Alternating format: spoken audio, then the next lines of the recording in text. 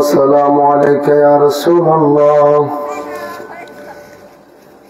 الصلاة والسلام عليك يا حبيب الله.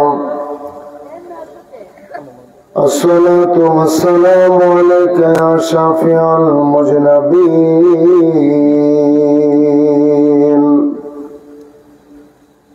الصلاة والسلام عليك يا رحمة للعالمين.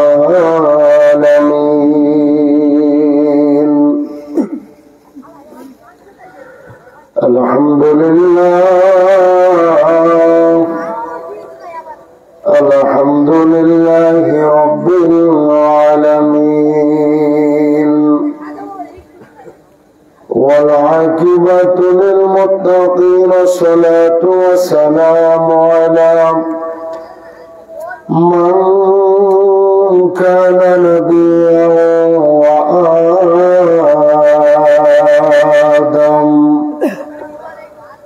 وآدم بين الماء والطين. فقد قال الله تعالى في كلامه المجيد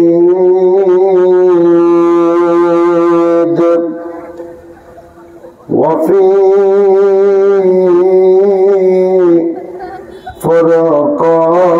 فرقانه الحميد। সকলে আমার সাথে সাথে একটু মহব্বতে তেলাওয়াত করেন। আউযু বিল্লাহি মিনাশ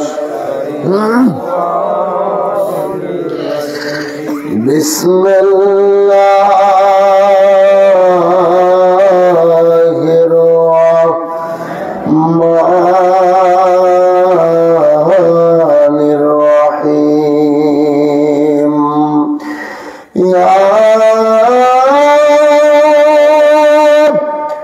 আইয়ুহাল্লাযীনা আমানু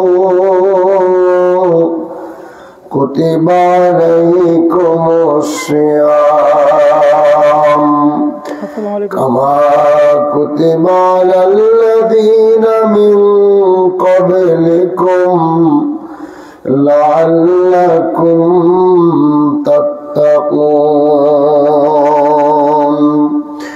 সাদাকাল্লাহুল মাওলানাল আযীম ওয়া সাদাকা রাসূলুহুন নাবিয়্যুল হাবিবুল কারীম। ইন্নাল্লাহা ওয়া মালাইকাতাহু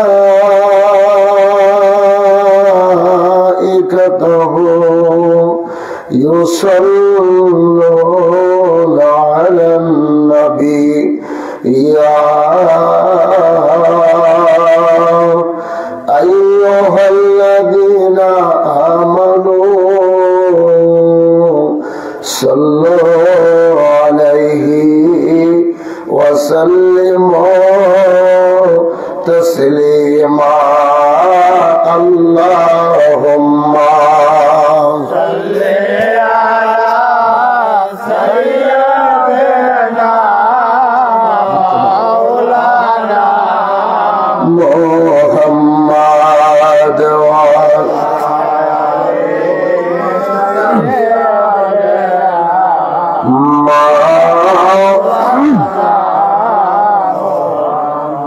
গৌরে মুসলিম গণ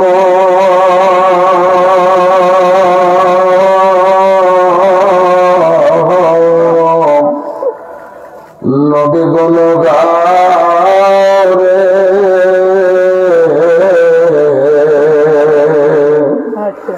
পরানব রিয়া সবে পরানব রিয়া সবে সল্লিয়া লাগাও রে। যে দেশে যে বেশে যাও রে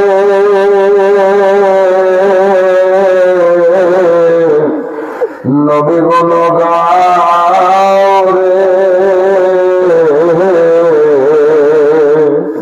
পরানব রিয়া সবে পরানব রিয়া সবে সল্লিয়া লাগাও রে ডাকরে আসে কবল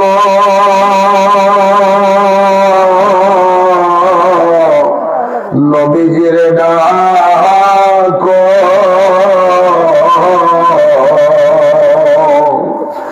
ডাকরে যাকে রগন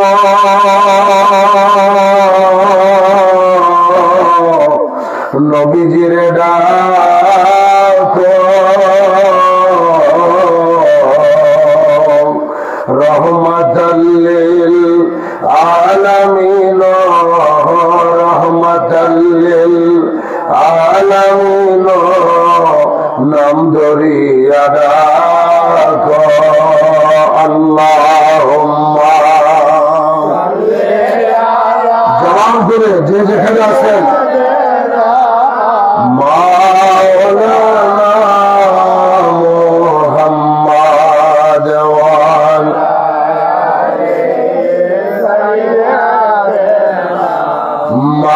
মাওলানা ওয়ালা ইলাহা ইল্লাল্লাহ লা ইলাহা ইল্লাল্লাহ লা ইলাহা মোহাম্মদ রাসূলুল্লাহ এই কালেমা যে পড়বে অন্ধকার বেলা রবে নূরে নূর বয়ে যায় নূর মুহাম্মদ সাল্লাল্লাহু লা ইলাহা ইল্লাল্লাহ লা ইলাহা ইল্লাল্লাহ লা ইলাহা মুহাম্মদ রাসূলুল্লাহ সাল্লাল্লাহু আলাইহি ওয়াসাল্লাম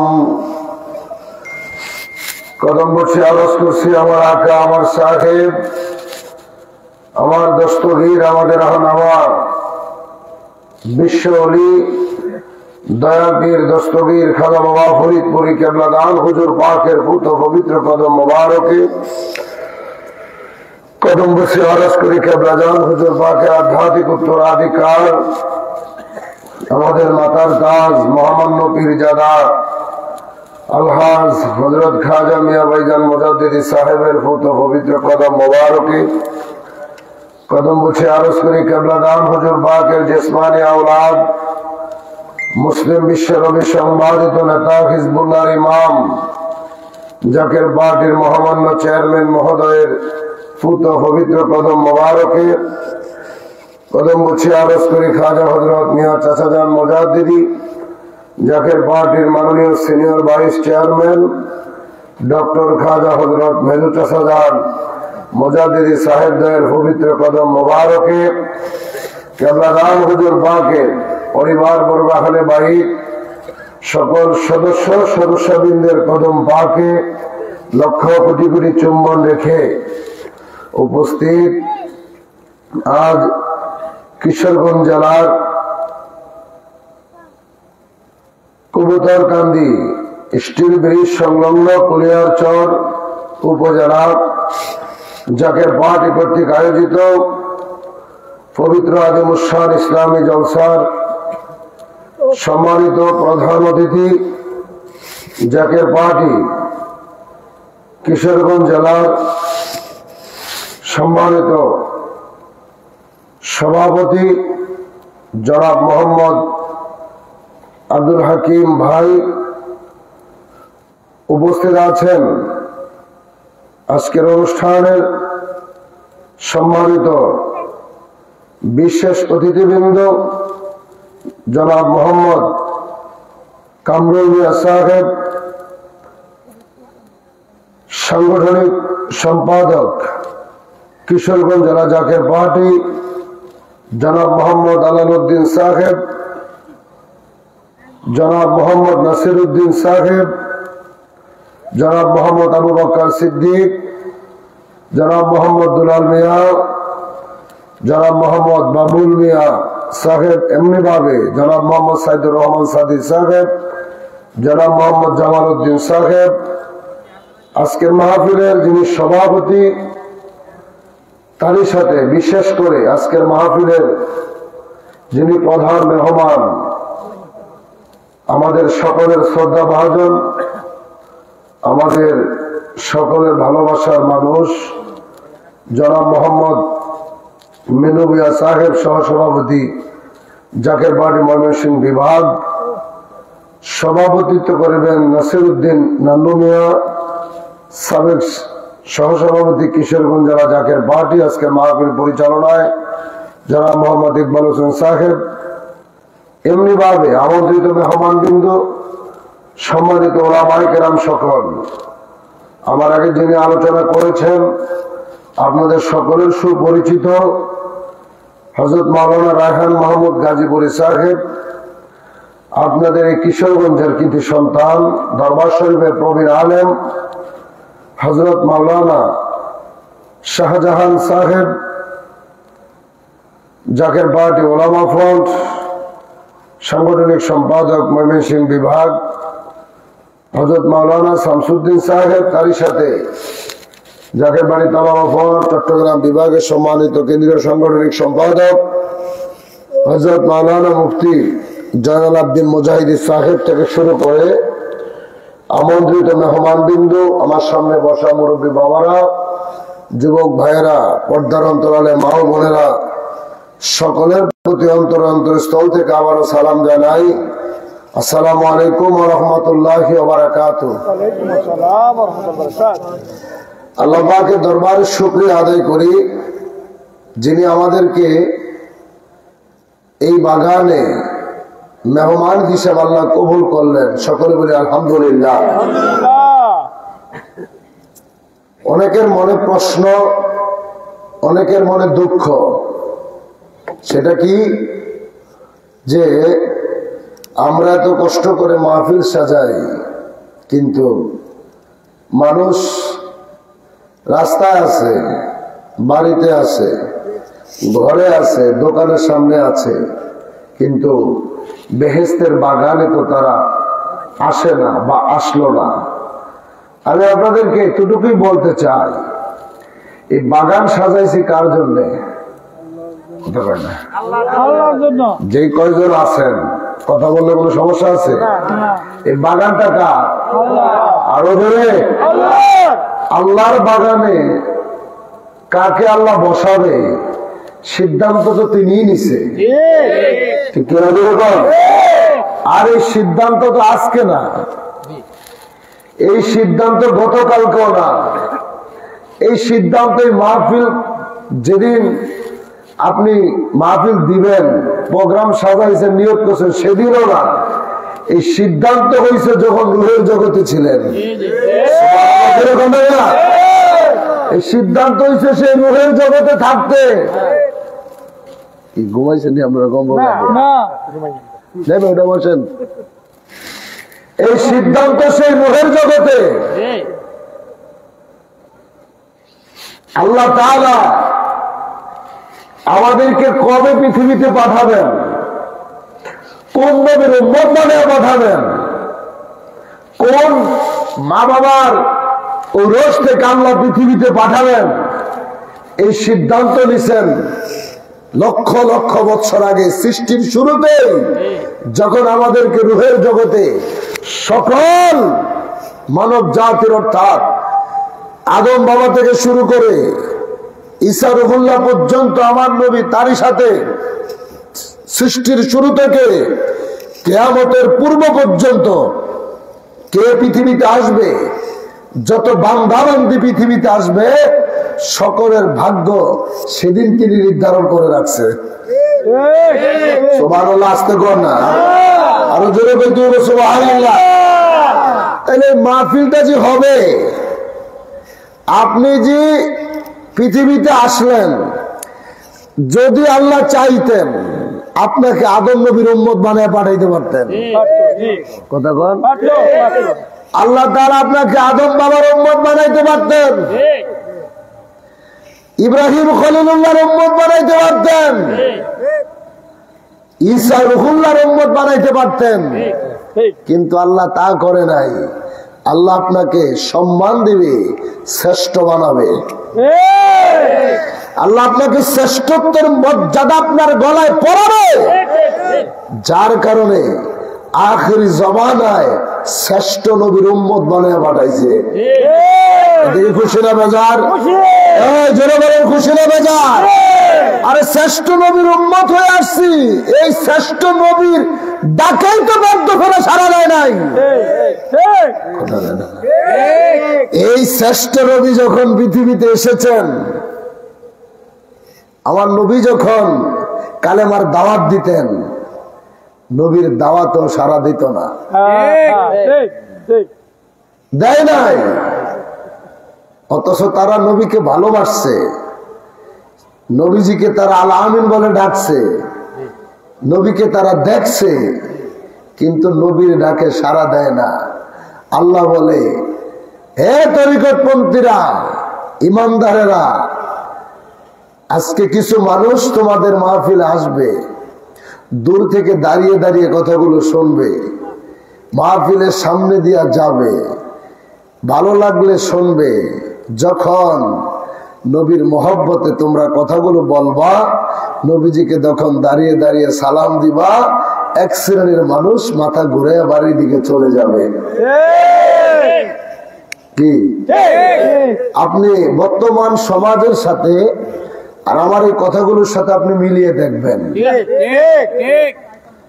আমরা যেখানে মাহফিল দিই, অনেক মানুষ যায়, আমার কথা শোনে, যখন নাকি দেখে আমরা পেয়ারা নবীজিকে দাঁড়ায় তাজিম করি, আমরা অলি আল্লাহদের পক্ষে কথা বলি, মিলাদের কথা বলি, নূরের নবীর কথা বলি, তখন আর ভালো লাগে না, মাথা ঘুরাইয়া হয় রাস্তায় যাবো না বাড়িতে যাবো।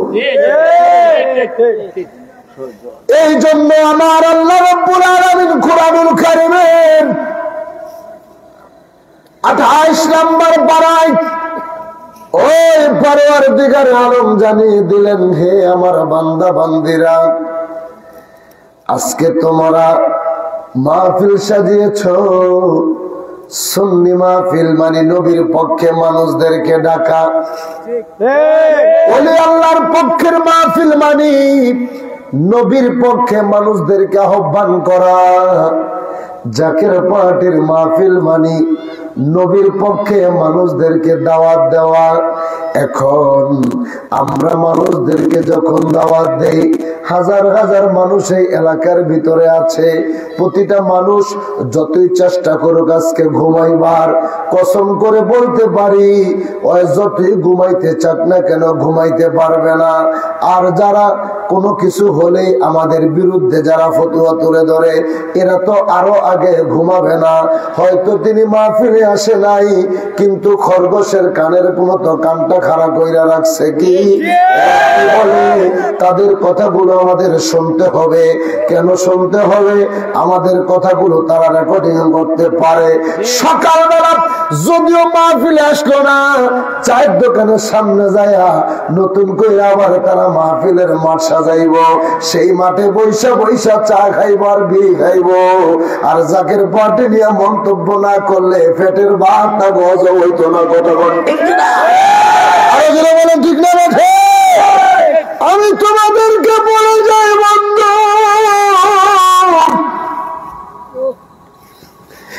এই যে কথাগুলো শুনে মাথা ঘুরিয়ে চলে যায়, এরা 2000 সালে জন্ম নেয় নাই, 2020 সালে জন্ম নেয় নাই, 2025 সালে নতুন বাংলাদেশে তারা জন্ম নেয় নাই, এদের জন্ম 1400 বছর আগে হয়েছে। আমার আল্লাহ কুরআনুল কারীমে জানিয়ে দেয়, ওয়াইদা খাযাল্লাহু মিসাকান নাবিয়্যিনা, আমার আল্লাহ কুরআনুল কারীমের মধ্যে জানিয়ে দিলেন, ওয়াইদা ক্বিলা লাহুম তাআলাউ ইস্তাগফির লাকুম রাসূলুল্লাহ লাওয়াউ রুউসাহুম ওয়া রাআইতাহুম ইয়াসুদ্দুনা ওয়া হুম মুস্তাকবিরুন। আমার আল্লাহ কয়, আয় আয় নবীর কদম মোবারকে আয়। কেন? আমার রাসূল তোদের জন্য আমি আল্লাহর কাছে ক্ষমা চাইব। কিশোরগঞ্জের মুসলমানেরা, আমার প্রাণের ভাই বোনেরা, আমার আল্লাহ 1400 বছর আগে নবীর পক্ষে তাদেরকে দাওয়াত দিয়েছিল। এই বেদ্যপগুলো আমার আল্লাহর ডাকে সাড়া দেয় নাই, এরা নবীর ডাকে সাড়া দেয় না। আমার আল্লাহ কয়, ওরে বান্দা বান্দিরা, হে আমার পাগল বান্দা বান্দিরা, আজকে তোমাদের মাহফিলেও তো তারা আসবে না, এতে তোমরা কষ্ট পাও না কেন? আল্লাহ কয়, ওয়াইদা ক্বিলা লাহুম তাআলাউ ইস্তাগফির লাকুম রাসূলুল্লাহ লাওয়াউ রুউসাহুম ওয়া রাআইতাহুম, এরা নবীর ডাকে সাড়া দেয় নাই। তারা কি করেছিল? আল্লাহ কয়, লাওয়াউ রুউসাহুম। লাওয়াউ রুউসাহুম শব্দের অর্থ আলেমরা বুঝতে পারবে, আপনার এলাকার সাধারণ মানুষ হয়তো অর্থ আপনাদের বুঝে আসবে না। আমি আপনাদেরকে বলে দিয়ে যাই, লাওয়াউ রুউসাহুম শব্দের অর্থ হলো নবীর ডাকে সাড়া না দিয়া আমার নবীর দিক থেকে তারা মাথাটা ঘুরিয়ে দিল। যখন নাউজুবিল্লাহ। আজকে জান্নিবারে রাস্তা থেকে বলেন, মাহফিলের সামনে দাঁড়ায় বলেন, আমাদের কথাগুলো যখন তারা শোনে, আমরা যখন নূরের নবী বলে ডাক দেই, আমরা যখন দাঁড়ায় নবীজিকে সালাম জানাই, এরা মাথাটা ঘুরাইয়া বাড়ির দিকে চলে যায়। আমার আল্লাহ কয়, এরা হাবিবুল্লাহর ডাকে সাড়া দিল না, এরা মাথা ঘুরাইয়া বাড়ির দিকে চলে গেল। কেন তারা মাথা ঘুরাইলেন? আল্লাহ কয়, ওয়ারাইতাহুম ইয়াসুদ্দুনা ওয়া হুম মুস্তাকবিরুন, এদের ভিতরে অহংকার ঢুকেছে, এদের ভিতরে গোমরাহি ঢুকেছে। কি? এরা কয়, নো, আমরা কেন নবীর ডাকে সাড়া দেব? নবীরে দেখতে তো আমাদের মতোই সাধারণ মনে হয়, নবী তো আমাদের মতোই সাধারণ মানুষ। এই আয়াতের ব্যাখ্যা যদি করতে চান, সূরা ইয়াসিনের মধ্যে যাইতে হবে। আমার আল্লাহ কয়, ক্বালু মা আনতুম ইল্লা বাশারুম মিসলুনা। সাবধান, মনে রাখেন, আমার আল্লাহর আয়াতের বাণী, এই আয়াত কোন মুমিনদের জন্য না, এই আয়াত কোন ইমানদারদের জন্য না, এই আয়াত হচ্ছে কাফেরদের জন্য। আবু জাহেল, আবু লাহাব, উতবা, সায়বা, তাদের জন্য আমার আল্লাহ এই আয়াত নাজিল করে দিলেন। আবু জাহেল, আবু লাহাব, উতবা, সায়বা তারা কয়, নো, মুহাম্মদের ডাকি কেন সাড়া দেব? তারা দেখতে তো আমাদের মতোই দেখা যায়। এই কথা কোন ইমানদার কোনদিন বলে নাই। আবু বকর কোনদিন কয় নাই নবী আমার মতো, ওমর ফারুক আজম কোনদিন বলে নাই নবী আমার মতো, ওসমান জিন্নুরাইন রাদিয়াল্লাহু তাআলা আনহু বলে নাই নবী আমার মতো, মাওলা আলী বলে নাই নবী আমার মতো। আজকে দেড় ফাতার মোল্লা বাস স্ট্যান্ড থেকে 3 টাকার কিতাব কিনা মসজিদে বৈশা ফতোয়া দিচ্ছে নবী আমার মতো। এরাই তো মুসলমানদের সবচেয়ে বড় দুশমন। কথা বলেন ঠিক কিনা? আব্দুল্লাহ বলেন ঠিক কিনা? কষ্ট আছে? কষ্ট হওয়ার কারণ নাই তো। যোগ যোগ জন্য যদি দেখেন, সত্যের পক্ষে মানুষ কম ছিল। আজকে অনেকে ওয়াজের মঞ্চে বসলে, মসজিদে কন, এলাকার যুবক পোলাপান কন, বলা বলি শুরু করে, কি অমুকের মাহফিলে 20 কোটি মানুষ হয়েছে, তমুকের মাহফিলে 10 লাখ মানুষ হয়েছে, 50 লাখ মানুষ হয়েছে। মানে মেয়াদ উত্তীর্ণ গাঁজা না খেলে সমস্ত কথা কয় না, কথা কয় না।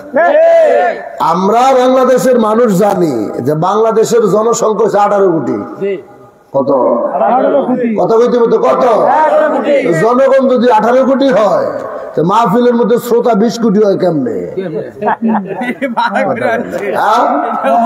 মাহফিলের শ্রোতা 20 কোটি কেমনে হয়? গাঁজাখুরি কথা না? এখন আমার কথা হলো আপনাদের উদ্দেশ্যে, পাবলিক বেশি দেখা পাগল হওয়া যাইতো না। কথা কন, মানুষ 10 লাখ 20 লাখ 1 লাখ 3,000 4,000 দেখা পাগল হওয়া যাইতো না। কেন জানেন? হাসরের ময়দানে বনী ইসরাইলদের উম্মতের কাতার হবে 72টা, আর শ্রেষ্ঠ নবীর উম্মতের কাতার হইব 73টা। এই 73 কাতারের মধ্যে 72টায় যাইব জাহান্নামে। কি কথা না? 72টায় যাইব জাহান্নামে। ইল্লা মিল্লাতা ওয়াহিদ, একটা যাবে জান্নাতে। তাইলে দল বড় কোনটা? একটা। 72টা কিন্তু বড়। 72টা যাইব জাহান্নামে, একটা যাবে জান্নাতে। সামনে তো মাহে রমজান,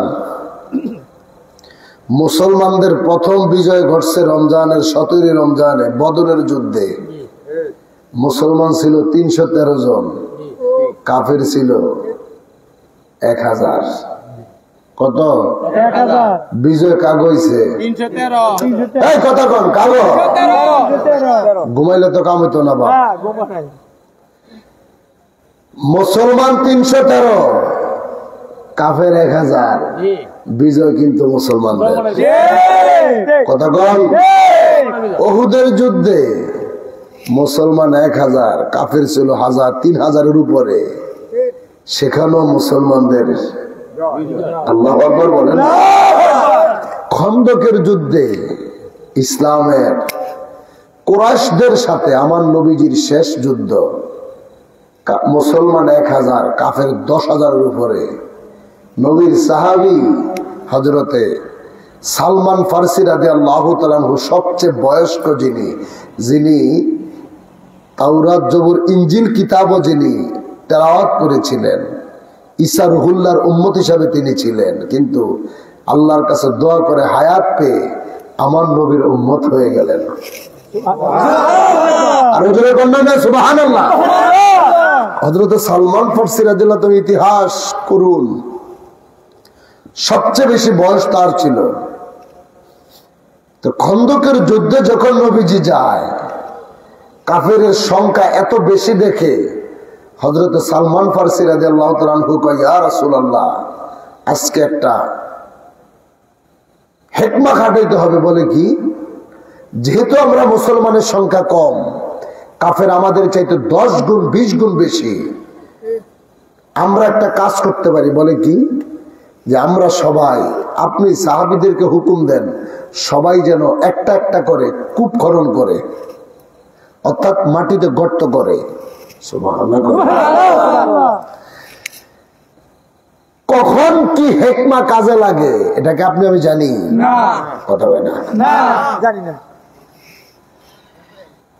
আল্লাহর হাবিবরে যখন এই কথা বললেন, আমার নবীজি সাহাবীদেরকে ডেকে বলে, হে সাহাবীরা, তোমরা সবাই একটা একটা করে কূপ খনন করো। আল্লাহর হাবিব রাহমাতাল লিল আলামিন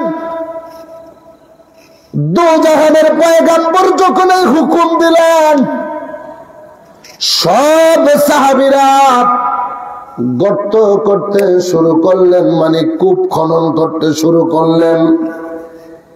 এখন একজন সাহাবী কূপ খনন করতে যায়, তার অস্ত্রের নিচে, অর্থাৎ কোদাল বলেন, শাবল বলেন, এটা দিয়ে যখন মাটি গর্ত করে, নিচে একটা বিশাল পাথর পড়েছে। এই পাথর কোনোভাবেই ভাঙতে পারে না। 1 জন 2 জন 3 জন 4 জন 5 জন করে প্রায় 60 জন সাহাবী, 60 জন সাহাবী একত্রিত হয়ে এই পাথরের মধ্যে আঘাত করে। পাথর কোনোভাবে ভাঙা যায় না। নবীজির কাছে চলে গেছে, নবী গো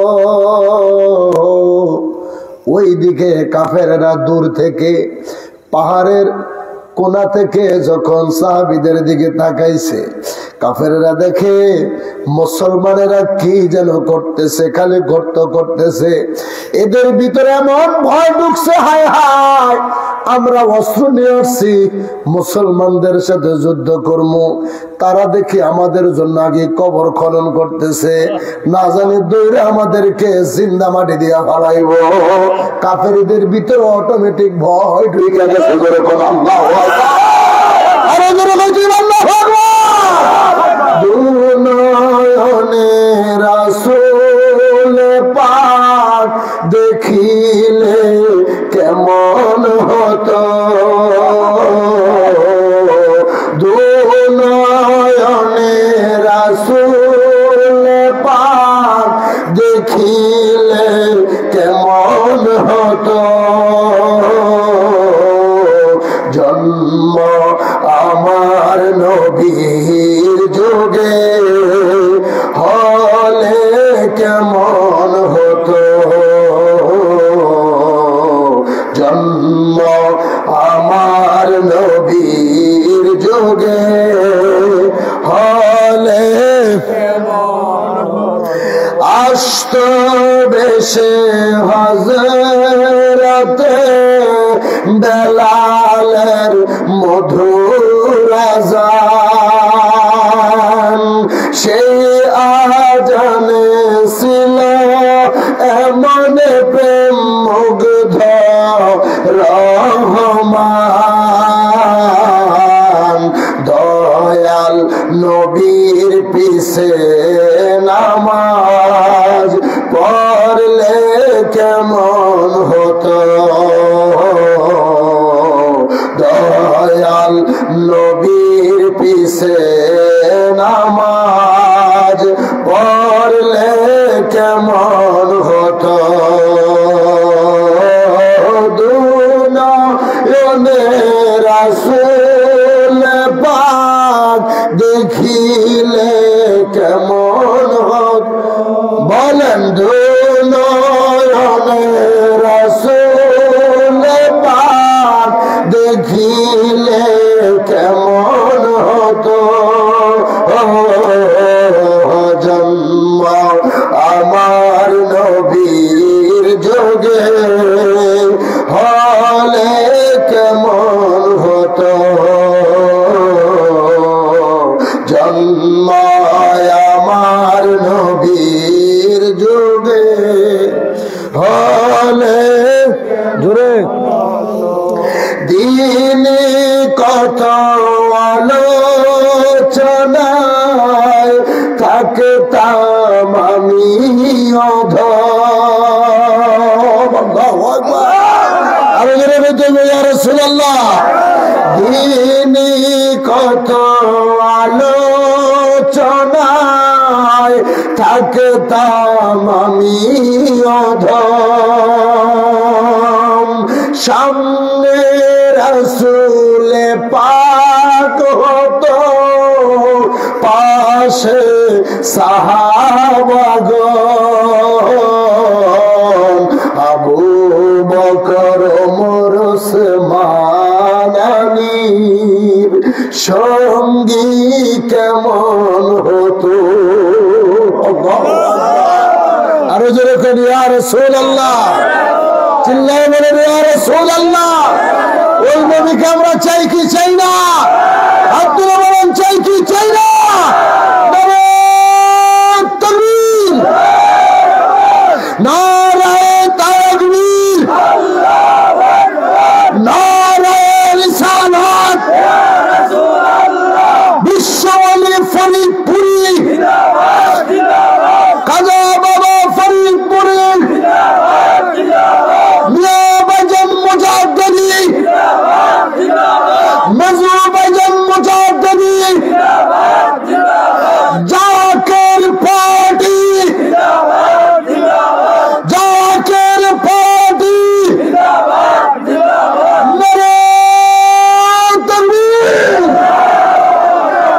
খুশি না বেজার? চিল্লে এখন খুশি না বেজার? কষ্ট আছে মনে?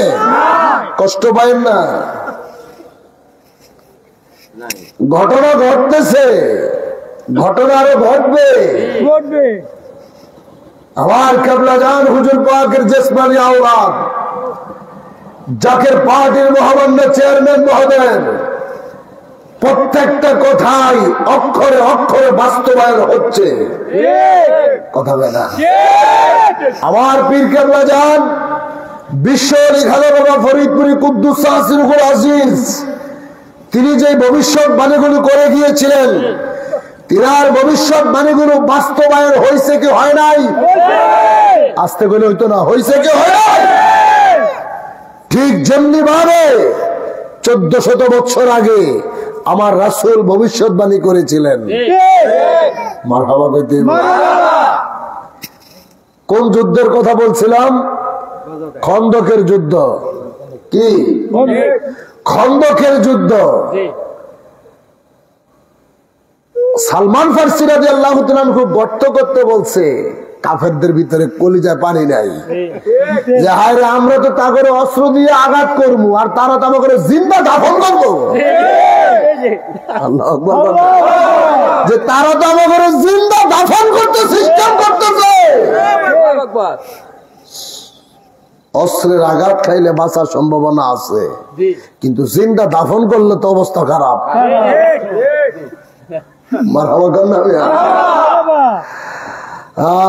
আল্লাহর হাবিব রাহমাতাল লিল আলামিন 60 জন সাহাবী যেটা পারে না।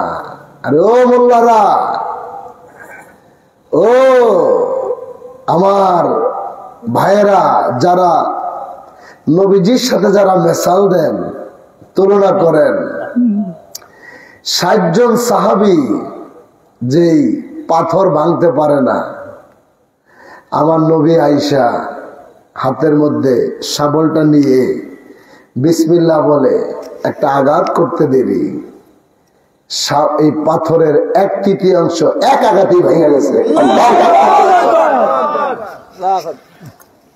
আচ্ছা, 60 জন মানুষ যেটা পারে না, একজন ব্যক্তি একটা আঘাত করতে দেরি 1/3 ভেঙে গেল, এটা কিভাবে সম্ভব? এটা কি কোনো মানুষের শক্তি? এটা খোদাই শক্তি, নবুয়তি শক্তি। সুবহানাল্লাহ চিল্লায় এখন। যেমনি ভাবে নাসিরউদ্দিন সিফা সালার সিলেটে আজান দিয়ে গোরগোবিন্দের রাজপ্রাসাদ ভাঙছে, শাবল দিয়ে আঘাত করে না, হাতুড়ি দিয়ে বাইরে আনা, শুধু আজানের ধ্বনি দিছে, রাজপ্রাসাদের ইটগুলো থরথর করে কেঁপে কেঁপে জমিনে পড়ছে। কোথায় সিলেট ওসমানীনগর, কোথায় হবিগঞ্জের চুনারুঘাট। নাসিরউদ্দিন সিফা সালারকে বাবা শাহজালাল বলছে, তুমি তীর নিক্ষেপ করো, তোমার তীর যেখানে পড়বে তুমি সেখানে যায়া তোমার হুজরা শরীফ বানাইবা। সিলেটের জমিন থেকে তীর মারছে, সেই তীর হবিগঞ্জ জেলার শায়েস্তাগঞ্জ চুনারুঘাটে এসে পড়ছে, যেখানে তার মাজার। আল্লাহু আকবার বলে। এটা কোন শক্তি? এটা কোন শক্তি? যেই শক্তির কথা আমার কেবলা জান বলছে, যে শক্তির বদৌলতে আল্লাহর হাবিব 1400 বছর আগে এই শাহাদাত আঙ্গুলের ইশারা আকাশের চন্দ্রকে দ্বিখণ্ডিত করছে, যে শক্তির বলে ডুবন্ত সূর্যকে আবার উদিত করছে, সেই আঙ্গুল মোবারক দিয়ে আমার কেবলাদান হুজুর জাকেরানদের কালবে লাগাইছে, আল্লাহর জিকির জারি করেছে। আমার কেবলাদান বলছে, বাবা আপনাদের মেজুরাই যান, আমার জিসমানি আওলাদ, জাকের পার্টির মহামান্য চেয়ারম্যান, যাকে আপনাদের কাছে রেখে গেলাম, আপনারা দেখতেছেন সে আপনাদের মতোই কথা বলে, আপনাদের মতোই চলাফেরা করে, কিন্তু না, সে আপনাদের মতো দেখতে, হাকিকতে তার স্থান অনেক ঊর্ধ্বে। সে এমন একটা সময় আসবে, তার আঙ্গুলের ইশারায় আকাশের বিমানগুলো জমিনের ভিতরে পড়ে যাবে। চিৎকার করে আল্লাহু আকবার।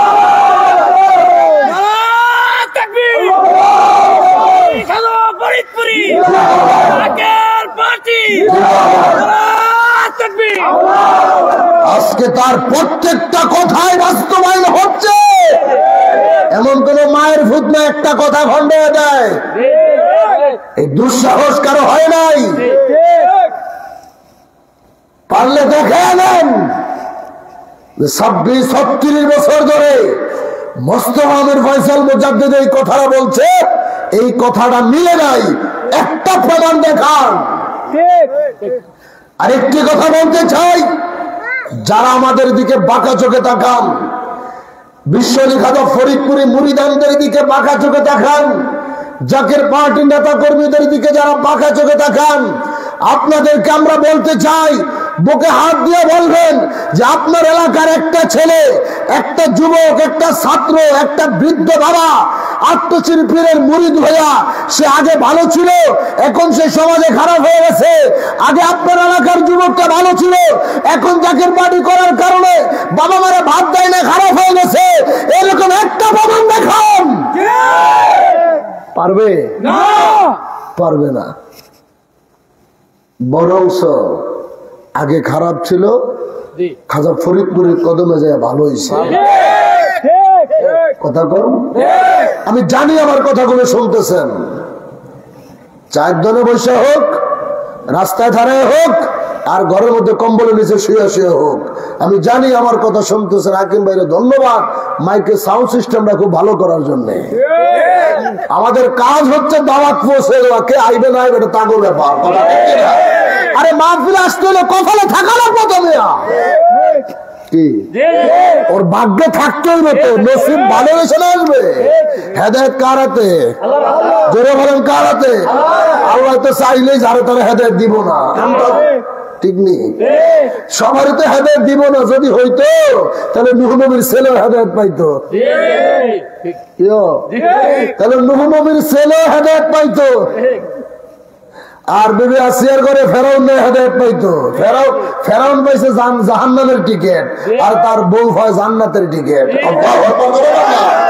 আসিয়া বলে আল্লাহ আল্লাহ, ফেরাউন দিল কতই জাল। বলেন আসিয়া বলে আগা, ফেরাউন দিল কতই জ্বালা। আমার আল্লাহ বলে ও জিবরাইল, আল্লাহ বলে ইল খুলে দে জান্নাতের তালা।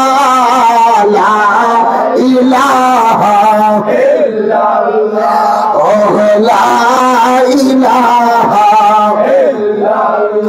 বলে লা ইলাহা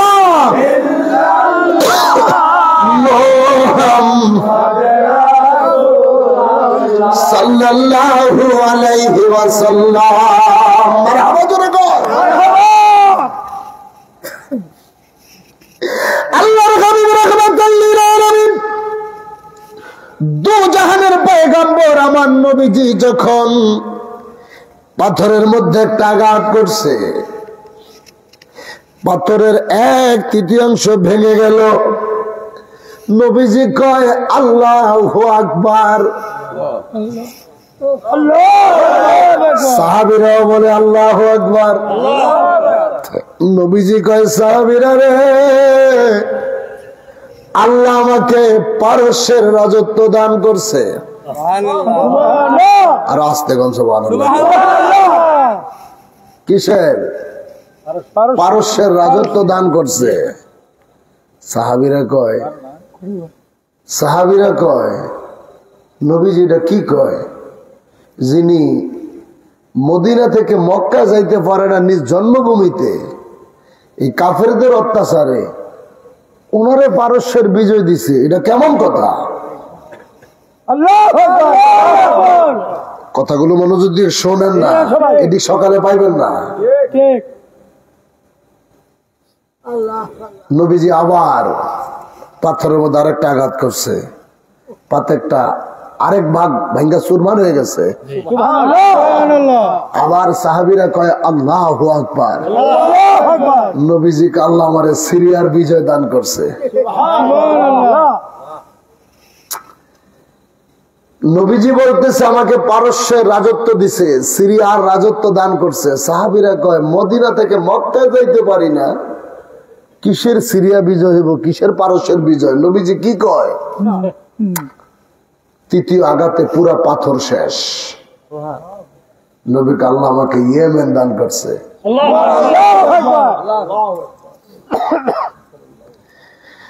সাহাবায়ে কেরাম কয় ইয়া রাসূলুল্লাহ, ইয়া হাবিবাল্লাহ, নবী গো,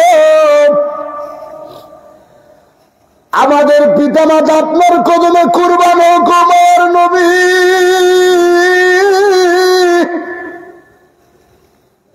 আজকে 7টা বছর হয়ে যায়, 6 বছর পার হয়ে গেল আপনার জন্মভূমি ছেড়ে মদিনায় চলে আসলেন।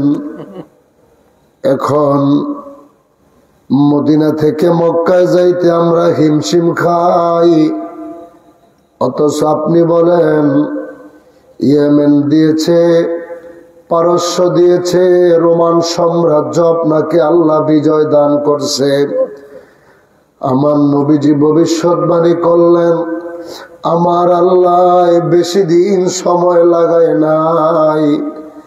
যেমনি ভাবে যদি আমার কেবলা যান বিশ্বলি খাজা ফরিদপুরের দিকে তাকাই, আমার পীর কেবলা দান হুজুর 1354 সনে দাদা হুজুর খাজা এনায়েতপুরীর হুকুম মাথায় নিয়ে ৮০০ অজয়পাড়া গ্রামে যখন গিয়েছিলেন, হুজুর জঙ্গলে থাকতে পারে না, ফিরত চলে যায়।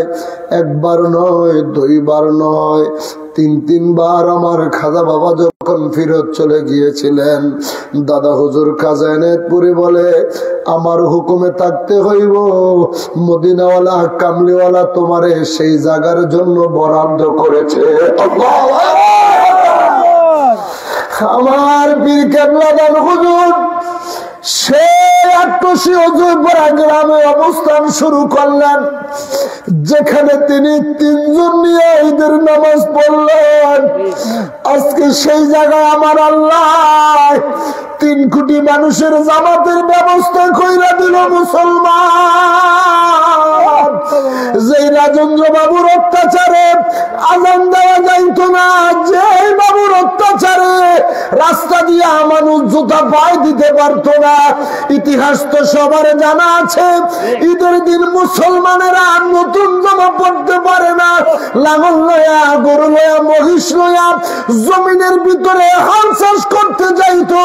হিন্দুদের পূজার দিনে ভালো ভালো পোশাক পইরা বাবু বাড়িতে যাইতো ভালো ভালো খাবার খাওয়ার জন্য, যেখানে গরুর গোস্ত খাইব দূরের কথা, জবাই করা নিষেধ ছিল।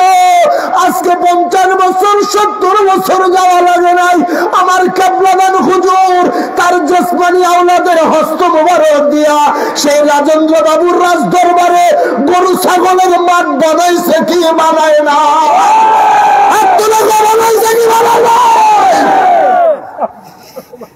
এটাই কারামত, এটাই কারামত। কারামত বাইকটা খাওয়াই দেওয়া লাগতো না, এটাই কারামত। হোক সেটা 2 দিন আগে অথবা হোক সেটা 2 দিন পরে। আজকে সেই বাড়ি গরুর মাঠ, লক্ষ লক্ষ মানুষের নামাজের জামাত, মদিনার কণ্ঠে মদিনার আদলে আজান হয়, মানুষ চোখের পানি ছেড়ে নামাজ পড়ে।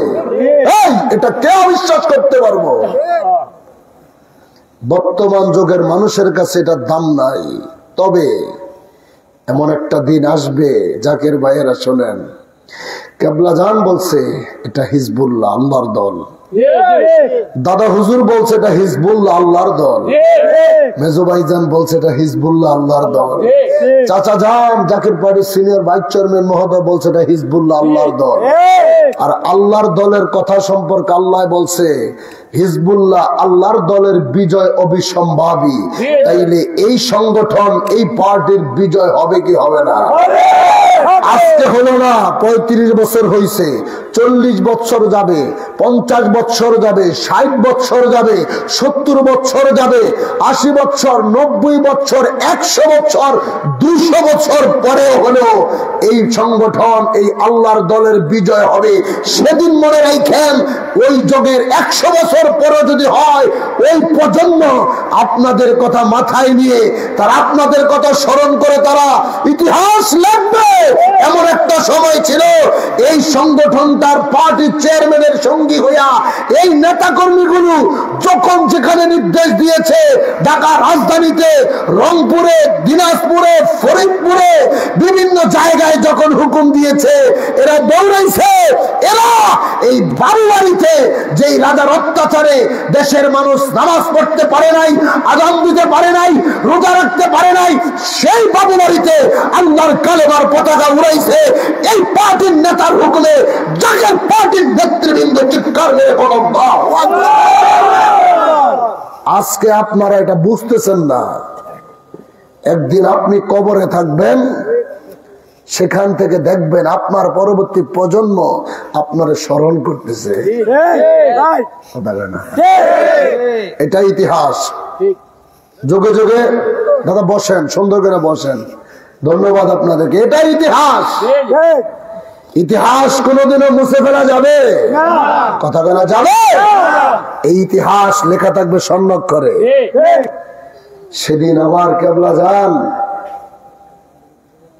3 বার চলে যাওয়ার পরে যখন দাদা হুজুরের হুকুম আবার তিনি হুজরা শরীফ বানাইলেন, আজকে আমার কেবলা জান যেখানে অবস্থান করেছিলেন, আজকে যে বিশ্ব জাকের মঞ্জিল আলিয়া কামিল মাদ্রাসা, আমার বাবার আওলাদ জাকের পার্টির চেয়ারম্যানের হাতে গড়া মাদ্রাসা, যেই মাদ্রাসার চেয়ারম্যান আমার ভাইজান, এত বড় মাঠ তখন ছিল না, এখানে বড় বড় ট্রলার যাইতো, লঞ্চ কাফেলা যাইতো, আট্টসি দরবারটা ছিল পুরা জঙ্গল।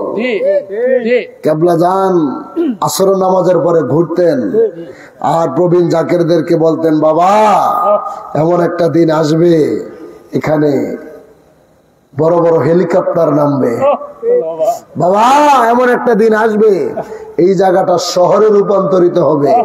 সেদিন জাকের ভাইয়েরা কইতো হুজুর পাগল হয়ে গেছে।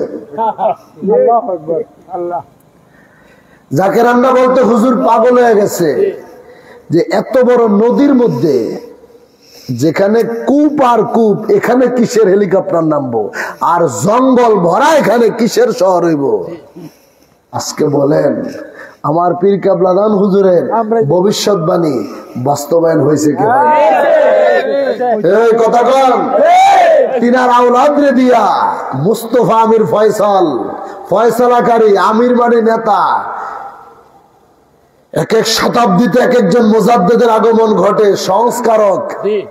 আজকে তিনি বিশ্ব জাকের মঞ্জিলকে সাজায়া বিশ্ব জাকের মঞ্জিল আলিয়া কামিল মাদ্রাসা গড়ে দিয়ে আসলেন। কতজনই তো আজকে বাহাদুরি রাজত্ব দেখাচ্ছেন। এটা মুস্তফা আমির ফয়সাল মুজাদ্দিদের হাতে গড়া প্রতিষ্ঠান। তো যাকে আল্লাহ ক্ষমতা দেয় সে পৃথিবীর সব জায়গায় জায়গায় বাদশাহী করতে পারে। আজকে তিনি সেখান থেকে চলে আসলেন হিকমা খাটায়া, যে কোনো কারণে তিনি আইসা কি বৈশা রয়েছে, বাংলাদেশের সব বিভাগে আর একটা করে যাকে মঞ্জিল বানাইছে। কথা বলেন ঠিক কিনা? এগুলো কেন বানাইছে? গাজওয়াতুল হিন্দের কথা সবাই শুনছেন, যুবক ভাইয়েরা শোনেন, কথাগুলো লিখে রাখেন। নবীর হাদিস, বুখারী শরীফের হাদিস, যে গাজওয়াতুল হিন্দ আখিরি জমানায় বিধর্মীদের সাথে মুসলমানদের একটা যুদ্ধ হবে। আরে ভাই, আজকে আমরা সমাজে যে 2টা বিষয় নিয়ে ফিতনা বাজাইছি, ওহাবি আর হইছে সুন্নি। আসলে আপনি এই দুই গ্রুপের দুইজনকে কলারটা ধরে টাইনা আইনা আমার সামনে দাঁড় করে মাহফিলের মধ্যে যদি জিজ্ঞেস করেন বেটা ওহাবি কেন কয় সুন্নি কেন কয়, উত্তর দিতে পারবো না। কথা বলে ওহাবি কেন বলে আর সুন্নি কেন বলে, আসলে কিন্তু দুই ভাই উত্তর দিতে পারবো না। অথচ দুইটা কথা নিয়ে সমাজের মধ্যে যত ফেতনা, যত ঝগড়া বিবাদ।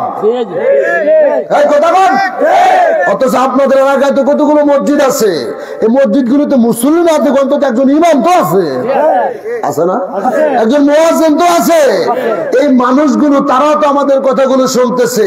এই আমাদের ভিতরে নিজেদের মধ্যে সাধারণ পাবলিকের মধ্যে ওহাবি আর সুন্নি তকমা লাগায়া মানুষদেরকে এমন ভাবে ডিভাইডেড করছে, একজন আরেকজনের কথা শুনতে পারে না।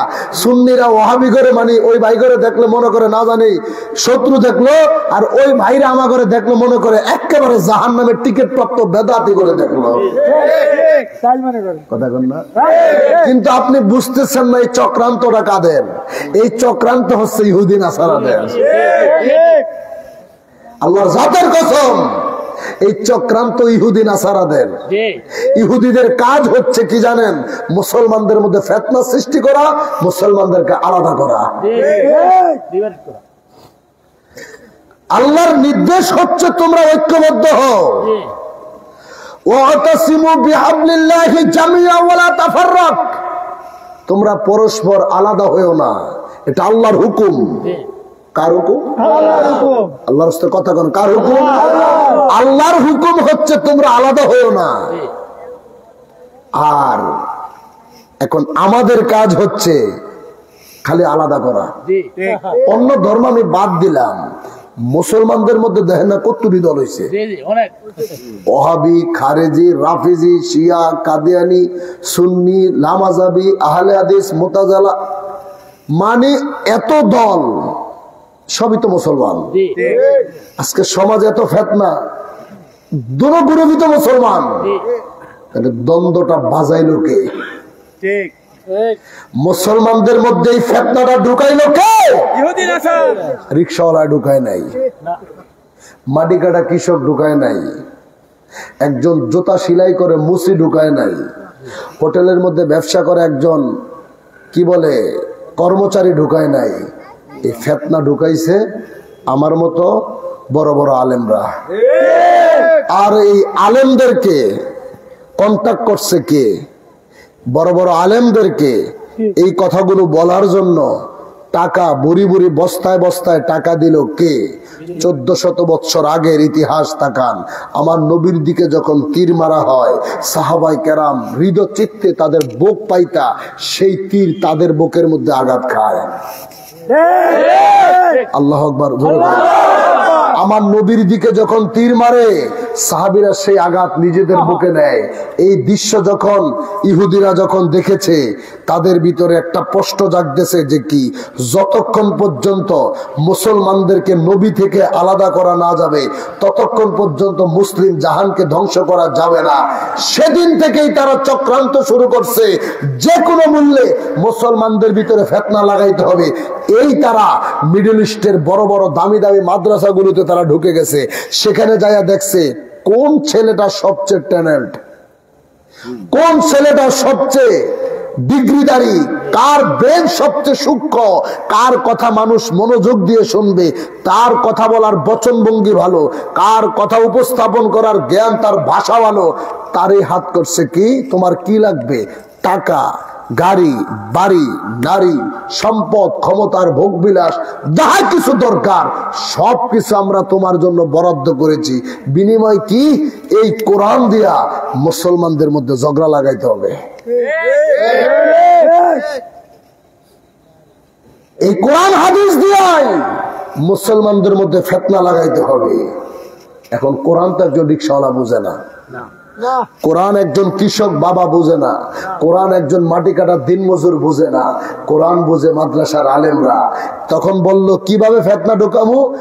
একটা মাত্র রাস্তা, বলে কি? একমাত্র নবীকে কেন্দ্র কইরা মুসলমানদের মধ্যে ফিতনা সৃষ্টি ঢুকাইতে হইব।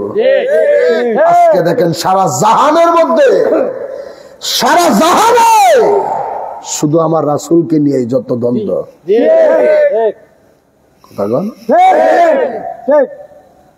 এক গ্রুপ 20 রাকাত তারাবিরে বানাইলো 8 রাকাত, মারামারি বাজে না। 3 রাকাত বিতিন নামাজকে বানায় 1 রাকাত, কেউ মারামারি করতে যায় না।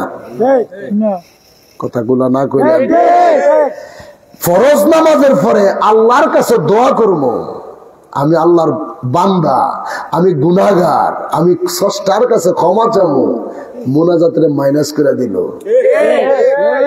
কেউ মারামারি করে না, কথা নয় না। যেই বাবা মা এত কষ্ট করে জন্ম দিয়ে লালন পালন করলেন, তিনি মারা যাওয়ার পরে একটু দোয়া করবো, এটা নিয়ে মারামারি। কথা কন। আজকে সমাজের মধ্যে সুদের ব্যবসা অহরহ চলে, এটা নিয়ে কোন ভাই মসজিদ থেকে একটা মিছিল বাইর করলো না যে কি এই সমাজের মধ্যে সুদের ব্যবসা চলে, আমি এই সমাজের খাওয়ান খাইতাম না, আমি এই সমাজের বেতন নিতাম না, কেউ স্লোগান দিল না। অথচ নবীজির মিলাদুন নবী আসলে কোন মুসলমান যদি দাঁড়ায় মিলাদ পড়ে, এই মসজিদ থেকে ফতোয়া শুরু হয়ে গেছে।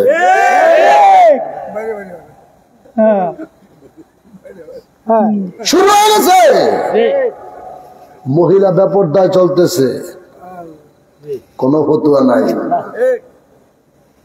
এলাকার মধ্যে মদের ব্যবসা, ইয়াবার ব্যবসা, মাদক দ্রব্য দিব্যি চলছে, কোন মিছিল নাই। শুধুমাত্র রাসূলুল্লাহরে কেন্দ্র কইরা যদি কেউ একটু বেশি করে কি মিলাদ পরে দাঁড়ায় যায়, বেদাত এমন ভাবে মানুষের সামনে উপস্থাপন করে, সাধারণ পাবলিক, রিক্সাওয়ালা, মাটি কাটাওয়ালারা কয় বাপ রে বাপ, না জানি কি বড় অপরাধ করে ফেলাইছে, আমি মনে হয় জাহান্নামে চলে গেছি। এই হচ্ছে আমাদের অবস্থা। তাইলে এই বেজালটা ঢুকাইলো কে? হয় আমি, না তো তিনি। আমি আমাকেই বলছি, আমি অন্য কাকে দোষ দেবো? আমি আমাকেই বলছি, এই বেজালটা ঢুকাইলে তাইলে আমার মতো আলেম সমাজ। যদি তা না হইতো আজকে এই মাঠে মানুষ জায়গা দিতে পারতেন না। আমি জানি, বুঝছি, আমি এলাকায় পাড়া দিয়ে বুঝছি ঘটনাটা কি করছে। মানুষের ভিতরে এই বিভ্রান্ত করার জন্য মানুষের ভিতরে ক্ষোভ ঢুকিয়ে দিছে, যে ওখানে যাইয়েন না, গেলেই একেবারে শেষ হয়ে যাবেন, জাহান্নামে যাইবেন। আল্লাহর কসম করে বলি, যে সমস্ত মানুষগুলো এই সমস্ত কথা বলে, পাবলিককে ধোঁকা দিচ্ছে, তাদের উপরে আল্লাহর লানত দুনিয়াতে এবং পরকালও। কারণ আল্লাহ বলছে কোরআনুল কারীমের ভিতরে যে মিথ্যাবাদীদের উপরে আল্লাহর লানত, লানতুল্লাহি আলাল কাযিবিন, মিথ্যাবাদীর উপরে আল্লাহর লানত। আমরা এখানে যা কিছু করছি, আপনারা এই এলাকার মানুষ, আপনাদেরকে আল্লাহ বিবেক দিয়েছে। আজান দেওয়া কি নিষেধ?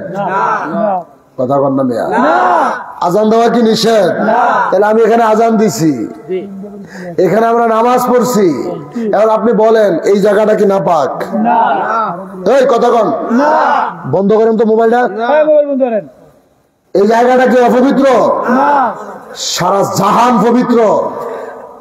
যেদিন আমার রাসূল পৃথিবীতে এসেছেন, নবী আয়েশা আপনার জন্য, আমার জন্য সেজদায় পড়ে যখন কাঁদতে শুরু করছে, আমার আল্লাহ কয়, হাবিব আপনার কপাল মোবারক যেহেতু জমিনে লাগাইছেন, হাবিব আপনার ইজ্জতের খাতিরে আজকে থেকে সারা দুনিয়াটা আমি আপনার উম্মতের জন্য জায়নামাজ বানিয়ে দিলাম। নামাজের সময় যেখানে হবে, ও যদি জমিনে সেজদা দেয়, সেখানেই তার নামাজ হয়ে যাবে। মুহাম্মদ রাসূলুল্লাহর ইজ্জতের খাতিরে, আমার নবীর ইজ্জতের খাতিরে। তাহলে এখানে আমরা আজান দিলাম, এখানে নামাজ পড়লাম, আল্লাহর জিকির করলাম, মুনাজাত ধরে এলাকার কবরবাসীদের জন্য দোয়া করলাম। এখন কোরআন হাদিসের কথা হচ্ছে। হ্যাঁ, আপনি হয়তো ওগুলো ভুল ধরার ক্ষমতা আপনার বাপ দাদা 14 গোষ্ঠীর কারণ নাই, তরিকাতুল ওয়াদিফাগুলো। আপনি একটা ভুল ধরতে পারবেন আমার কথা, আপনার আসা দরকার ছিল এখানে।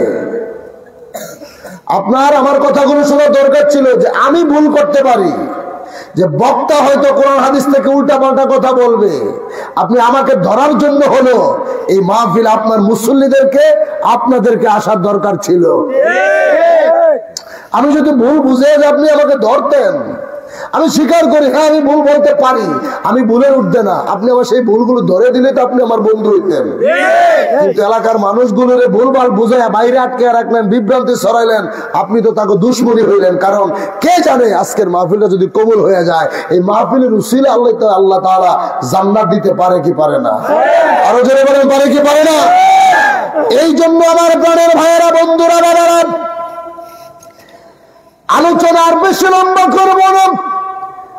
আমার নূরের নবী 1400 বছর আগে এই আখির জমানায় একটা যুদ্ধ হবে, গাজওয়াতুল হিন্দ।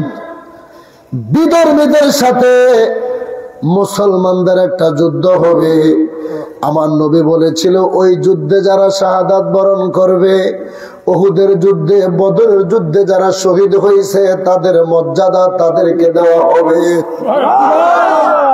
এখন এটাকে হাদিসের ভাষায় বলা হয় গাজওয়াতুল হিন্দ।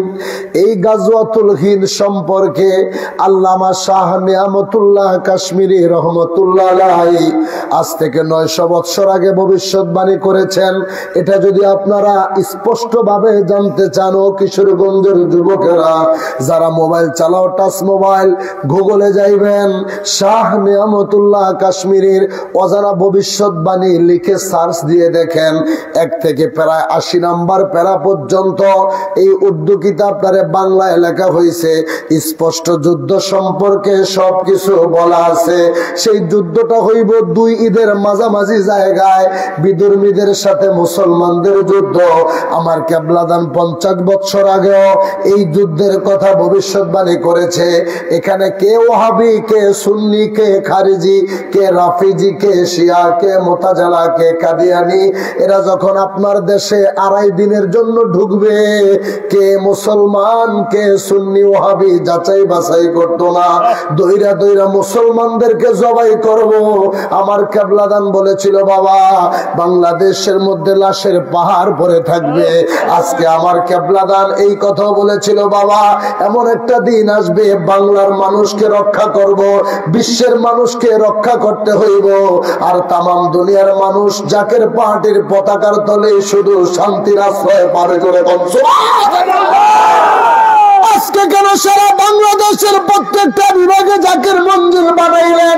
জাকের পার্টির মহামান্য চেয়ারম্যান মহোদয় আজকেও জানতে পেরেছি, আমার বাবার আওলাদ বলেছে রংপুর জাকের মঞ্জিলের কাছে আরো প্রায় 5 বিঘা জমি কিনা হয়েছে। কেন? ও বাবা, বাংলাদেশের রাজনৈতিক অভ্যন্তরীণ যে ঘটনাগুলো দেখি, বিশ্ব পরিস্থিতির দিকে তাকাইলে বোঝা যায় ওই ঘটনার বেশি দূরে না। আজকে মনে করেন কেন আপনাদেরকে সাথে নিয়ে জাকের পার্টি নেতা কর্মীদের 1 টাকা, 2 টাকা, 5 টাকা, 10 টাকা এই কষ্টের খেদমত গুলো দিয়া সারা বাংলাদেশে জাকের মঞ্জিল গুলো বানানো হইল। আজকে যদি গাজওয়াতুল হিন্দ ঘটে যায়, আজকে কিশোরগঞ্জের হাকিম ভাই তার জেলার লোকদেরকে লইয়া কোথায় যাইব? ওই রংপুরের আশরাফ ভাই তার বিভাগের লোকদেরকে লইয়া কোথায় যাইব? সেই খুলনা বিভাগের আমার হাজী মাহমুদ হাজী সাহেব তার বিভাগের লোকদেরকে নিয়ে কোথায় যাবে? ঘটনা তো ঘটবে সারা বাংলাদেশের চতুর্দিক থেকে। 2.5 দিনের জন্য যখন তারা ঢুকবে, ওই রংপুরের মানুষগুলো বিশ্ব জাকের মঞ্জিলে আসতে পারবে না, খুলনার মানুষগুলো ঢাকা রাজধানীতে যাইতে পারবো না। এই জন্য প্রতিটা বিভাগে জাকের মঞ্জিলের দুর্গ বানানো হয়েছে। বিপদ যখন বইটা যাইব, ওই বিভাগের মানুষগুলোকে সেই জায়গায় আশ্রয় দিবে, তারা নিরাপত্তার জায়গা পাবে। কথা বলেন ঠিক কিনা? আপনারা বলেন ঠিক কিনা? এখন যতই ষড়যন্ত্র করেন, আসুক, যতই ষড়যন্ত্র করেন, যত কিছুই করেন, আমাদের এই দাওয়াত কেউ কি বন্ধ করতে পারবে? এই জাকির ভাইরা জোরে বলেন, পারবে? কারণ 1400 বছর আগের সেই ইসলাম যেভাবে চলছে, আজকের সেই দাওয়াত একইভাবে চলতেছে। মারহাবা জোরে কোন। আল্লাহর হাবিব রাহমাতাল লিল আলামিন নবীজি কয়, সাহাবীরা রে, আল্লাহ আমাকে পারস্যের বিজয় দিয়েছে, ইয়েমেনের রাজত্ব দিয়েছে, সিরিয়ার বিজয় দিয়েছে। এখন সাহাবায়ে কেরাম কয়, ইয়া রাসূলুল্লাহ, ইয়া হাবিবাল্লাহ, মদিনা থেকে মক্কায় তো যাইতে পারি না, এত বড় বাদশাহী কেমনে হবে? অথচ দেখেন আমার নবীর ভবিষ্যৎবাণী বাস্তবায়ন হলে গেল বেশি দিন লাগে নাই। নবী এই কথা বলার মাত্র 3 বছর পরে, নবীর ইন্তেকাল মুবারকের পরে 3 বছর খলিফা ছিলেন হযরত আবু বকর সিদ্দিক। আবু বকর ইন্তেকালের পরে যখন ইসলামের দ্বিতীয় খলিফা হযরত ওমর ফারুক আযম রাদিয়াল্লাহু তাআলা আনহু, ওমর ফারুক আযম যখন খলিফা, শুধু মক্কা নয়, মদিনা নয়, বাংলাদেশের মতো 117টা রাষ্ট্রের প্রেসিডেন্ট তিনি। অর্ধ পৃথিবীর বাদশাহ, ইয়েমেন বলেন, পারস্য বলেন, রোমান সম্রাট বলেন, সকল রাষ্ট্রগুলো মুসলমানদের অধীনে চলে আসছে। আমার নবীর ভবিষ্যৎবাণীর বাস্তবায়ন হয়েছে কি হয় না? হয়েছে কি হয় না? ঠিক তেমনি ভাবেই আমার কেবলা জানের ভবিষ্যৎবাণী গুলো বাস্তবায়ন হয়েছে। এখন আমার বাবার আওলাদ জাকের পার্টির চেয়ারম্যান মহোদয় ঠিক তেমনি ভাবে যা কিছু বলতেছে সব বাস্তবায়ন হচ্ছে। যার নসিব ভালো সে শুনবে, যার নসিব খারাপ সে শুনবে না। কিন্তু আমাদের কাজ হচ্ছে শুধু দাওয়াত দেওয়া। সামনে গে বোন, সামনে গে। আমাদের কাজ শুধু দাওয়াত দেওয়া।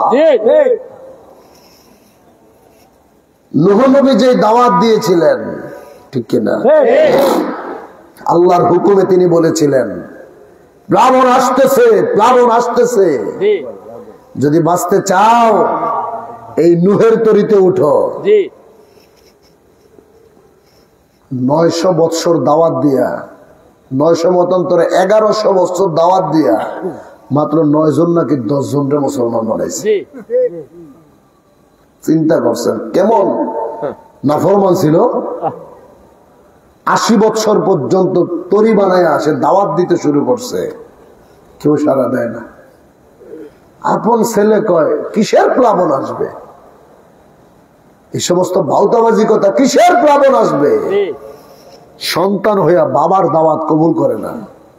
কিন্তু একজন অন্ধ মা, বৃদ্ধ গরিব মানুষ বলে, হে আল্লাহর পয়গম্বর নূহ, আমি তোমার কথা বিশ্বাস করলাম, তোমার দাওয়াত আমি কবুল করলাম। যেদিন এই দুর্যোগ শুরু হবে তুমি আমারে তোমার তরিতে উঠে লয়ে যাইও। তোমার এই নূহের তরিতে উঠে নিয়ে যাইও। এই তরি সেই তরি, নূহের তরি। আজকে জাকের পার্টি সেই নূহের তরি। আমার কেবলা জান বিশ্ব জাকের মঞ্জিলকে নূহের তরি বলে নাই। দাদা হুজুর বিশ্ব শান্তির মঞ্জিল এনায়েতপুরকে নূহের তরি বলে নাই। জাকের পার্টিকে বলছে নূহের তরি। পায়ে হাত রেখে বলে যায় কিশোরগঞ্জের বাবারা, নেতৃবৃন্দ যারা আছেন, কোনোভাবেই যেন ইবলিস ধোঁকা দিতে না পারে। ইবলিস শত চেষ্টা করবে এই তরি থেকে নামায় দিতে। যেমন বাইজিদ বোস্তামি কুদ্দুস সাহসিরুল আজিজ, তার মুরিদ তার সাথে রওনা করছে। বাইজিদ বোস্তামি হাইটা হাইটা নদী পার হয়ে যায়। মুরিদ তো পারবে না। মুরিদ কয় আমিও পারবো। কয় তাহলে তুই যদি পার হইতে চাস তুই আমার হাত দিয়ে ধরবি, আর তুই তসবি জপবি কি বাইজিদ বাইজিদ। সুবহানাল্লাহ। তুই বাইজিদ বাইজিদ জপবি। হ্যাঁ, বাইজিদ বাইজিদ কইতেছে, নদীর মাঝখানে গেছে। মাগার শ্রেষ্ঠ আপন, আপনের আপন ইবলিস চাচাই তো সামনে গাড়িছে। ইবলিস চাচাই কয়, হে মুরিদ তুই কি করস? কয় আমি আমার পীরের নাম জপি। কয় কি? কয় বাইজিদ। কয় তোর পীর কি জপে? কয় আল্লাহ। কয় তুই কত বড় বোকা, তোর পীর আল্লাহ রে ডাহে আর তুই তোর পীরে রে ডাকস?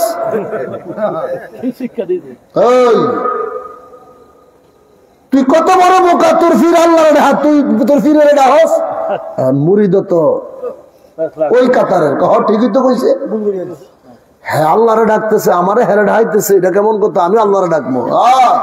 আল্লাহরে ডাকতে শুরু করছে, খাম সারছে, ডুবতে শুরু করছে। এখন যখন তলায় যায় কয় হুজুর আমারে বাঁচান। কয় কিরে তুই তো তলানের কথা না, তুই তলায় লিখা? কয় কাম তো একটা ঘটছে, তুই কি করছস? আমি আল্লাহরে ডাকতে শুরু করছি। তো তোর কি আল্লাহরে ডাকতে কইছি? তুই আল্লাহরে দেখছস? কয় না। তুই কারে দেখছস? কামরে। তুই আমারে দেখছস? তুই আমারে না, আর আমি আমার মাওলারে দেখছি। আমি আমার মাওলার সাথে কানেকশন লাগাই রেখেছি।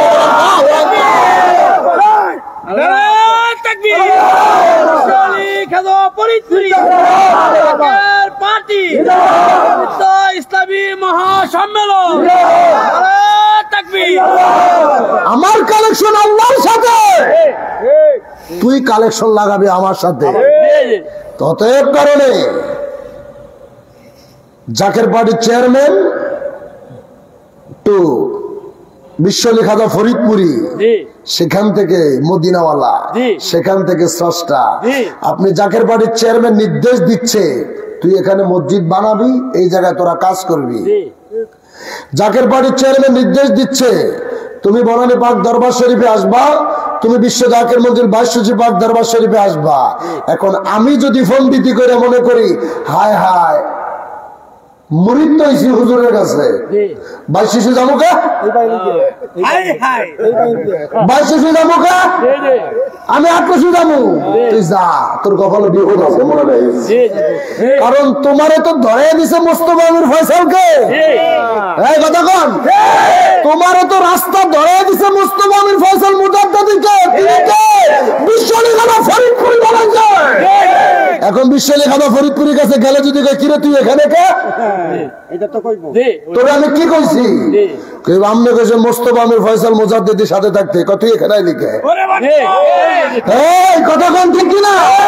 তুই এখানে আইলি কে? তুই তলাইতে থাক, যা। তরিকা করো, তরিকা বুঝো না ভাই, বুঝতে হবে। মনে কষ্ট নিও না, কয়েকদিন কষ্টটা করো না। দুনিয়ার বাদশাহীর কি দাম আছে? আমরা বাদশাহী করবো পরকালে। কথা কোন ঠিক কিনা? দুনিয়ায় পাঠালে কেন সফরে পড়েছি আজ রে কেমন ফেরে, নফস দুশমন কেন দিলে সাথী করে, কি করে বাঁচে ইমান যুদ্ধ করে একা একা, তোমার বন্ধু যেন সাথী হয়ে দেয় দেখা, তোমার বন্ধু যেন। সেই বন্ধুকে মুহাম্মদ রাসূলুল্লাহ সাল্লাল্লাহু আলাইহি ওয়াসাল্লাম, সেই নবীজির সত্য ইসলাম প্রচারের দায়িত্ব হচ্ছে বিশ্বলিখাতা ফরিদপুরির কাছে।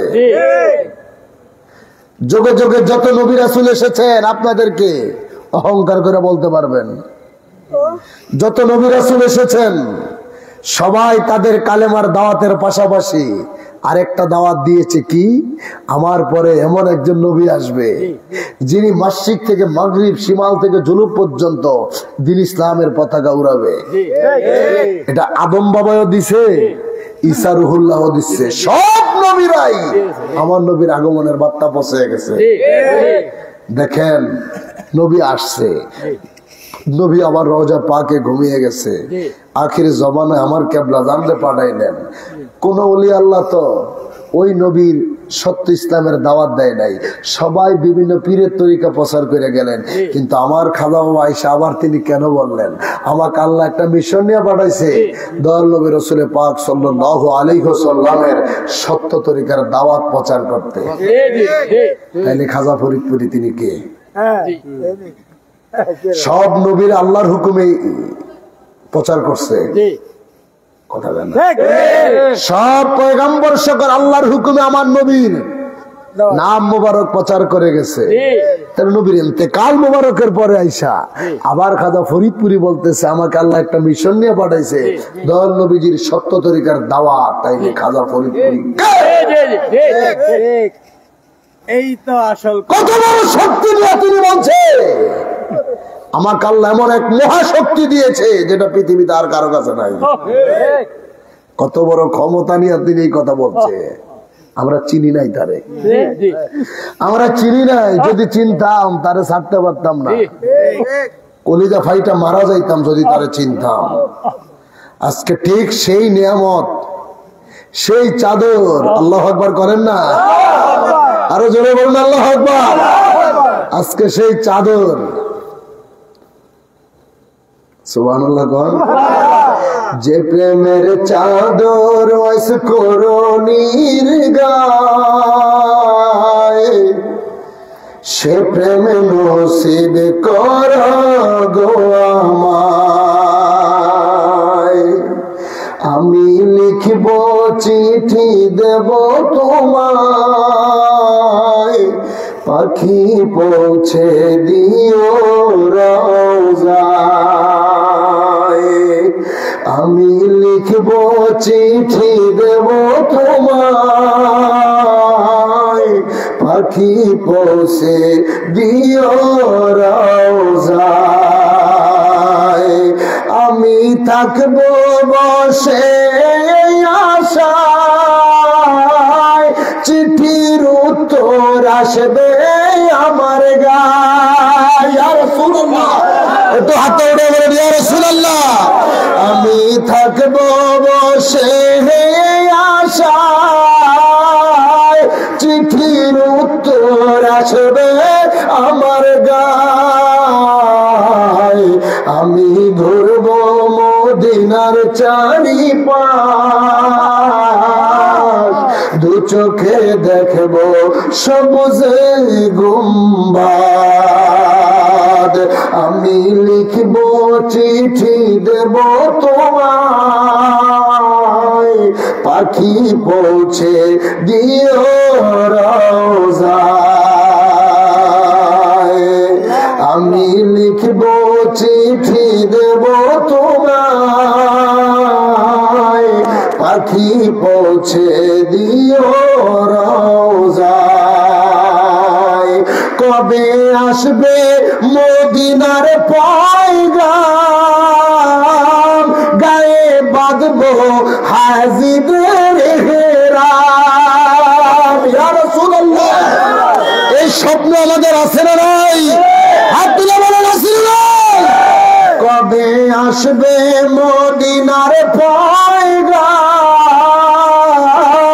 গায়ে বাঁধবো হাজিদের হেরাম। আমি ঘুরবো মদিনার চারিপাশ, আমি ঘুরবো মদিনার চারিপাশ, দু চোখে দেখবো সবুজে গুম্বাদ। আমি লিখবো চিঠি দেব তোমায়, পাখি পৌঁছে দিও রওজায়। চিঠির উত্তর যদি গোনা পাই, এ জীবন মরণ সব যে বিদায়। আরো জোরে বলেন ঠিক কিনা? চিঠির উত্তর যদি গোনা পাই, এ জীবন মরণ সব যে বিদায়। যে প্রেমের চাদর ওয়াইস করণীর গায়, সে প্রেম নসিব করো গো আমায়। যে প্রেমের চাদর ওয়াইস করণীর গায়, সে প্রেম নসিব করো গো আমায়। আচ্ছা, সেই চাদর, সেই চাদর ছিল আমার নবীর গায়ে। সেই চাদর নবী দিয়ে গেছেন হযরত ওয়াইস আল কুরনি রাদিয়াল্লাহু তাআলা আনহুকে। সেই চাদর আস্তে আস্তে আমরা জানি কোথায় এসেছে। আল্লামা যদি বাবা শাহজালালের দিকে তাকাই, তিনার পীর ইবনে বতুতা, তার পীর হচ্ছে ইবনুল আরাবি, যিনি ওসমানীয় সাম্রাজ্যের সময় আর্তুগুল গাজীকে পরিয়ে দিয়েছিলেন। সেই চাদর বাবা ইবনে বতুতা হযরত ইবনুল আরবির কাছ পর্যন্ত ইতিহাস জানি, কিন্তু তারপরে চাদর কার কাছে গেলেন? এই চাদর তো তিনি সাথে করে কবরে নিয়ে যায় নাই। এই চাদর কিয়ামত পর্যন্ত জগতে থাকবে। এই চাদর আছে দাদা হুজুর এনায়েতপুরের দরবারে পাগলায়। দাদা হুজুর কইছিল মহা নিয়ামত আছে। পাগল যাইয়া কয় লুকিয়ে রাখছে, কোদাল দিয়া গর্ত করতে শুরু করছে। দাদা হুজুর তাওয়াজ্জুর বদলে ধরে ফলাইছে, যাইয়া পাগলা থাম। সেই নিয়ামত কাকে দিছে? দাদা হুজুর খাজা এনায়েতপুরি।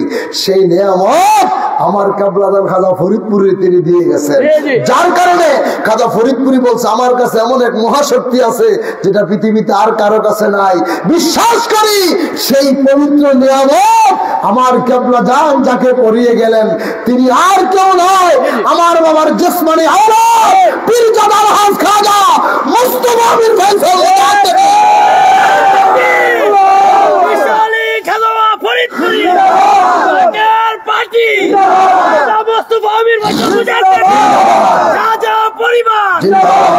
পবিত্র ইসলামী মহাসম্মেলন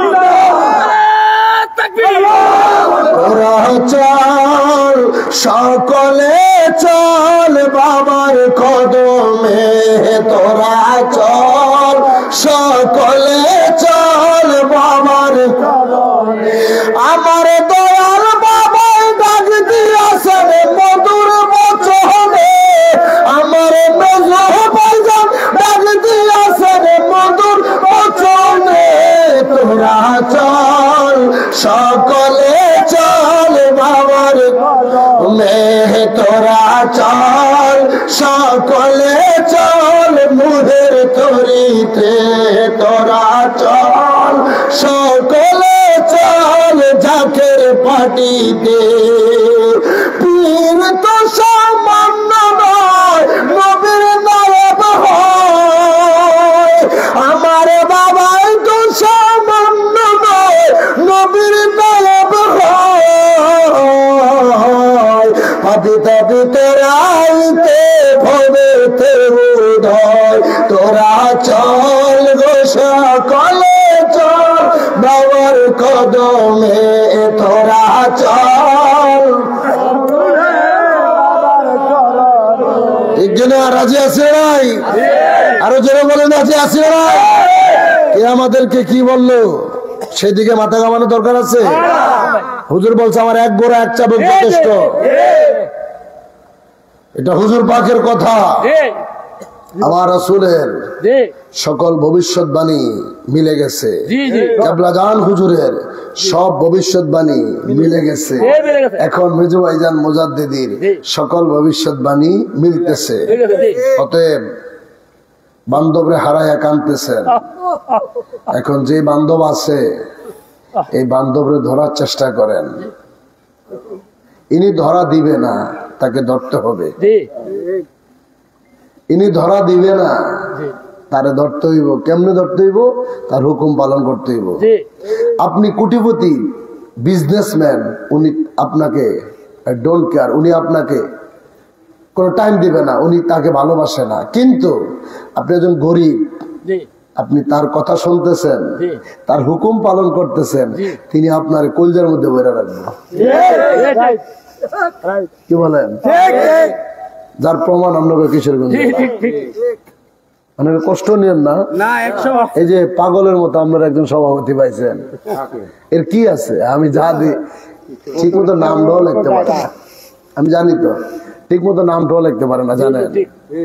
কিন্তু আপনি আমার কাছে, আপনার কাছে উনি খারাপ, কিন্তু যাকে খুশি করতে কাজ করে তিনার তো একটা হুকুমও তো অমান্য করতেছে না।